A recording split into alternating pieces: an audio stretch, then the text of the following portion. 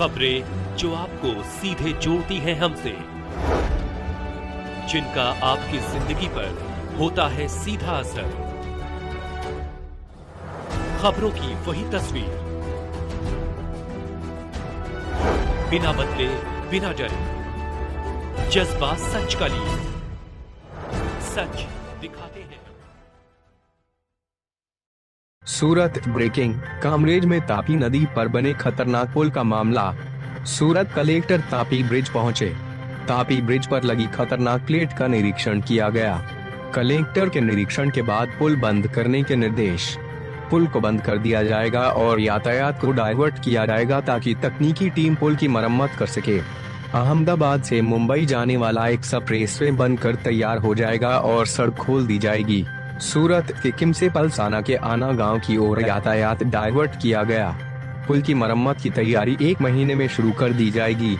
तापी नदी का एक तरफा पुल 1 महीने तक बंद रहने की संभावना है।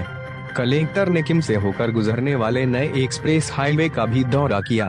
सूरत से महेंद्र सिंह परमार की रिपोर्ट। આજે એટલે ગઈકાલે વડોદરા મહીસાગર બ્રિજ ઉપર જે અકસ્માત થયો અને એમના જે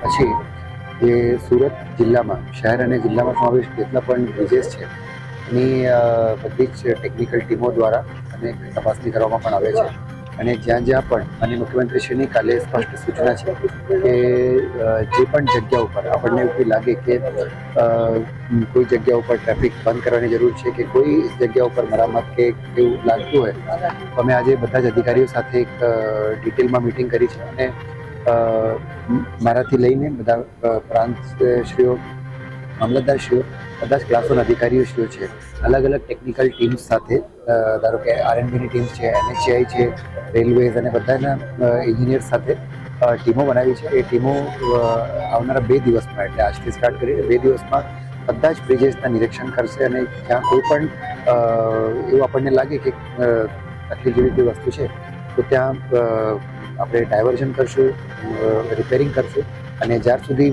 આપણે સેટિસ્ફાય નહીં થઈએ કે બધું બરાબર છે ત્યાર સુધી જે છે આપણે કામગીરી કરવાની છે। સર, અત્યારે આ જે ફ્લેટ જે છે તે એકદમ ખૂબ જ જોખમી છે।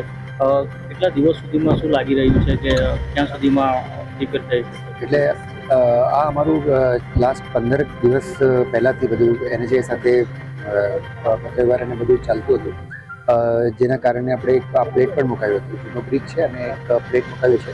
હાલ જોખમી નથી, બટ છતાં આપણને એવું લાગે કે અત્યારે પ્રજાના એક હિતમાં થોડું ડાયવર્ઝન આપવા જેવું છે એટલે ગઈકાલે અમે નોટિફિકેશન અને જે ટ્રાફિક ડાયવર્ટ કરીને જેને કરીને ટેકનિકલ માણસોને કામ કરવા માટેનું ખુલ્લું સ્પેસ મળે તે કરીને આપણે પલસાણા ડાયવર્ટ કરીએ છીએ।